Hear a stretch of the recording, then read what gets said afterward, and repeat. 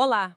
Hoje a gente vai analisar um material que aborda um tema persistente e às vezes bem espinhoso na história religiosa: as heresias. Isso mesmo. A fonte que a gente tem aqui investiga as origens, sabe?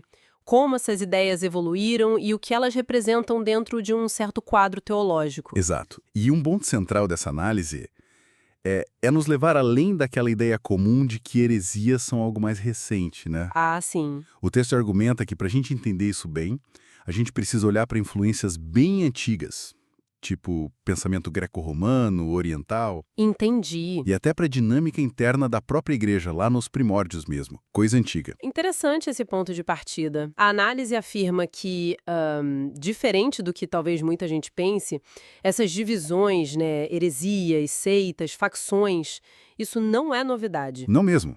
Sempre existiu, segundo o texto. Sim, e a fonte contextualiza isso bem nos primeiros séculos. Aponta, por exemplo, para o impacto do mundo greco-romano. Como assim? Bom, não só a língua grega, que era meio que uma língua comum e facilitava a comunicação, mas também a chamada Pax Romana. Aquela paz imposta por Roma, né? Essa mesmo. Essa estabilidade toda acabou criando, talvez sem querer, uma infraestrutura que permitiu que todas as ideias se espalhassem muito rápido, e incluindo as que depois foram chamadas de heréticas. Uma espécie de autoestrada para ideologias, então? Facilitou tudo. De certa forma, sim. Além disso, o texto também menciona o contato com ensinamentos orientais. Cita exemplos como o maniqueísmo, o zoroastrismo. Que interessante. E isso teria contribuído para o surgimento do que a análise chama de religiões de mistério. Religiões de mistério? O que exatamente seriam essas religiões? O que caracterizava elas, segundo o material? Eram, assim, cultos muitas vezes secretos, sabe? Ou iniciáticos, diferentes da religião pública oficial. A essência delas, como o texto descreve, era a promessa de que o indivíduo, a pessoa, poderia alcançar a vida eterna ou uma união com o divino pelos próprios méritos. Ah, Através de ritos específicos, conhecimento oculto, coisas assim. Essa ideia de autossalvação é um ponto-chave que a análise levanta. e como é que a fonte conecta essas ideias tão antigas com a atualidade? Tem alguma ligação? Tem sim. Aqui entra um conceito que a análise usa bastante, o de sincretismo religioso. Que é a mistura de crenças, né? Exatamente. A mistura de diferentes crenças e práticas. O texto argumenta que aquelas ideias antigas, sabe, de autossalvação, busca individual pela verdade, elas florescem hoje nesse sincretismo.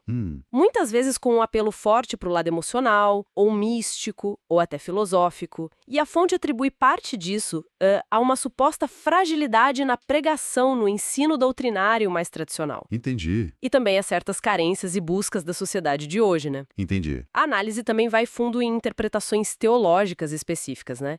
Cita, por exemplo, a segunda epístola de Pedro. Isso, capítulo 2, versículo 1, que fala sobre falsos mestres que introduziriam heresias e negariam o Senhor. Como é que o texto interpreta essa passagem? Então, a interpretação que o material apresenta é que esses falsos mestres não seriam, assim, necessariamente gente de fora. Poderiam ser indivíduos que até fizeram uma profissão de fé, se declararam parte da comunidade. Ah, entendi. Gente de dentro. Exato. Mas as práticas e os ensinamentos deles acabariam por negar a verdade central. E a negação do Senhor nessa visão do texto não seria um não creio direto, sabe? Seria mais uma substituição. Trocar a ideia de salvação pela fé em Cristo, o que a teologia chama de justificação pela fé, por um caminho baseado no esforço humano, no mérito próprio.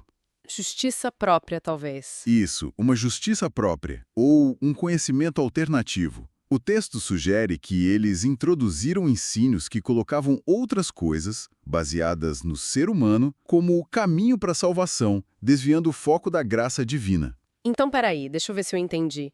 Segundo essa leitura, a heresia seria mais um desvio sutil na fonte da salvação do que uma rejeição aberta e direta. Exatamente. É essa a nuance que a análise aponta nessa passagem específica. É bem interessante. Realmente. Mas olha só, o texto também lembra de uma ironia histórica fascinante. Qual? O próprio cristianismo primitivo, aquele conhecido como o Caminho, Sim. foi considerado uma seita desviante, uma heresia, pelos padrões do Império Romano e da cultura grega da época. Puxa, verdade. Justamente por não aderir aos deuses pagãos, aos rituais que já estavam estabelecidos. Que reviravolta, né?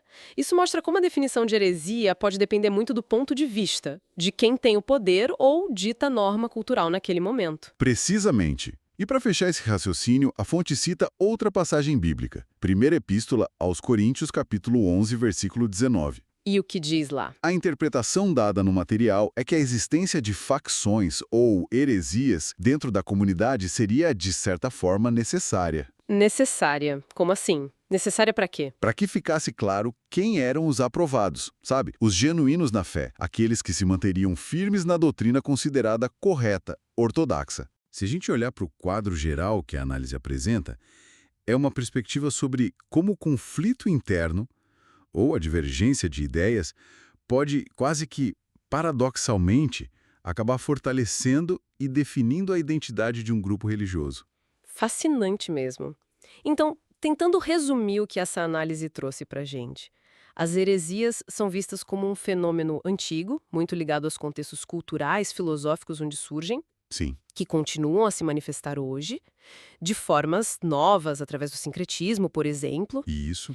e que, dentro de uma certa leitura teológica que a fonte apresentou, podem ter até um papel inesperado na própria definição do que é considerado, digamos, correto ou ortodoxo. Exato. A análise nos força a pensar sobre como as ideias viajam, né?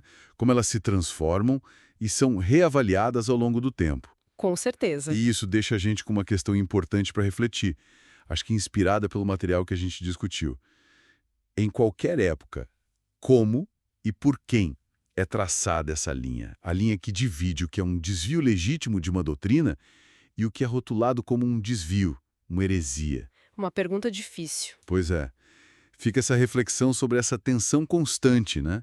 Entre a tradição estabelecida e as novas interpretações. Um dilema que, pelo visto, parece ser parte da própria história religiosa.